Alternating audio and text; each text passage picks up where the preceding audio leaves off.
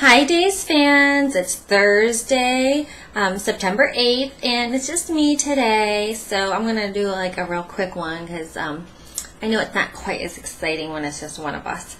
So I want to start off by saying that it looks like JB and Ron were correct. I don't think we ever really talked about this, but JB and Ron have been thinking, could it be Gus all this time? Now, of course, they had those previews, was it last week, where they showed little flashes. If you watched it carefully, the previews showed flashes of both Quinn and Gus. But Gus kind of fits the picture. He obviously has issues with women. He's obsessed with Vivian. That doesn't make any sense. We never quite have figured out, is he in love with Vivian? The way he's got those pictures all over his apartment of her, and he brings her those flowers and stuff, it's just weird. But if anybody were going to be someone who's going to snap and decide they're going to have enough of women bossing them around, which is how Bo and Hope have profiled this guy, Gus does kind of seem to fit that bill. And when they started to draw the picture, I didn't think that photo, or the sketch artist drawing of the perp, looked 100% like Gus, but then we see Chloe calling out Gus's name in her comatose state. So, if this is true, we're going to have some problems with Vivian and Kate. I don't think that Philip is going to be very thrilled with Kate having forced Chloe into prostitution and then, getting her damn near killed. I mean, enough is enough. And then Quinn's probably not going to be too happy with Mommy Dearest that her little sidekick beat the tar out of one of his best girls. So this could be interesting. It's nice to see that cancer is not slowing Sammy down. She's up to her old shenanigans, hacking into the hospital computers. I said to JB when she started to do that, I'm like, I know we're in Soapland, but please, dear God, say the computer doesn't just say, yes, Sammy has cancer. I mean, I would like to think that it's in medical jargon that Sammy's not going to be able to interpret. And then it appeared that's what happened. But, her hiding under the desk and Rafe calling her phone and being like, yeah, so why are you under the desk? That was cute. Those two are adorable. I liked it when she told him to yell at her because she just wanted to feel normal and like it wasn't a big deal. So I don't love this storyline. I think Alison Sweeney's doing a great job, but it's scary. Scary thinking you can have kids and end up with cancer. And most of us are, I think a lot of us are in Sammy's boat, with the young kids, or we've had young kids, and who wants to think about that kind of stuff? So on to Chloe and Brady. Broy fans, you must be going out of your freaking mind. Nathan, I hope you're coming back to Days just for a few days to see this stuff, because it's good Broy watching right now. I mean, I was telling JB last night, I hate when they recast because then you don't feel quite that power and the flashbacks and all that. I mean, this Brady and this Chloe were never a romantic couple, but Eric Martzoff's bringing it. I'm still feeling it. So, it's exciting. Now, of course, I can't get too invested knowing that Nadia Bjornlund is leaving Days of Our Lives, so that's kind of the recurring theme we keep talking about, but that should be over soon. What do we have, like 2 more weeks? Let's see, I think we've got 2 more weeks of viewing where we may have people still with us. And then after the 26th, I think we can stop saying, oh, well, this could happen, but that person's leaving. I'm sick of that line.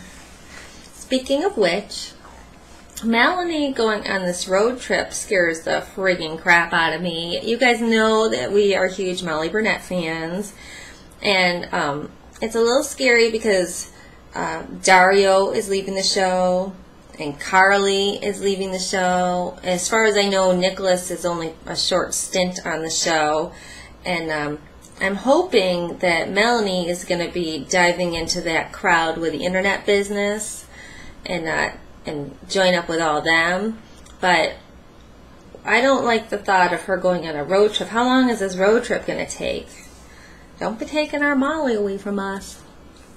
And also, this whole business with Carly forgiving herself. You know, we took a parenting class about a year ago. It was very interesting. I highly recommend it. And one of the first things they said, I think it was like on the first page of the parenting book, was that you have got to be able to forgive yourself for mistakes that you make as parents. Because otherwise, if you don't forgive yourself, you're not even going to be able to try to learn to be better. And you're also not exactly modeling self-forgiveness to your children, which is kind of an important task. And we've all screwed up, parenting or non-parenting, and you gotta forgive yourself. So, Carly, I'm not a therapist, but that was my 2-minute attempt at being one. Just let it go. So you let your daughter get adopted by some guy that whored her out. We've all been there. So you killed your other kid's dad.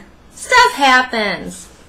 Let it go. Move forward. Try harder tomorrow. So this Bo and Hope crime scene business. Hope seems like something's not quite right and Brady must be hiding something and she just can't figure out what. Hello! It seems pretty freaking obvious. Everybody that's been killed has been a whore. Chloe's running around in back alleys dressed like a whore. Now that could be a little confusing since she's kind of dressing on the slightly whorish side already. But damn, if God gave you that, I'd be dressing that way too. I'm not judging, I'm jealous. So I just wonder how many more minutes it's going to take for Bo and Hope to think, could Chloe have been a prostitute? That would make this all make sense. But I liked her little gizmo to find the blood. They show those on like Lifetime movies, but never quite like that. That was pretty interesting. So they're kind of figuring out what happened. That crime is grisly, man. I mean, I can't even imagine getting beat over and over and over with a stick like that. It is just not pleasant. So it looks like they're going to be able to figure out what the weapon is. And, you know, sure enough, it's going to be some kind of like fireplace tool that's in Gus's apartment. And, you know, it's only going to be made in some country where Gus hails from, or that's coming, believe you me.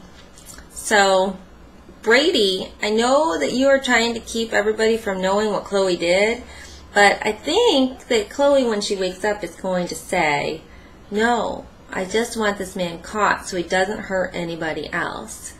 So make sure you're really doing what Chloe wants. That's all I got for now, I think. Interesting stuff. Looks like when we get to Friday's episode, we may be honing in on Gus here, so I'm looking forward to it.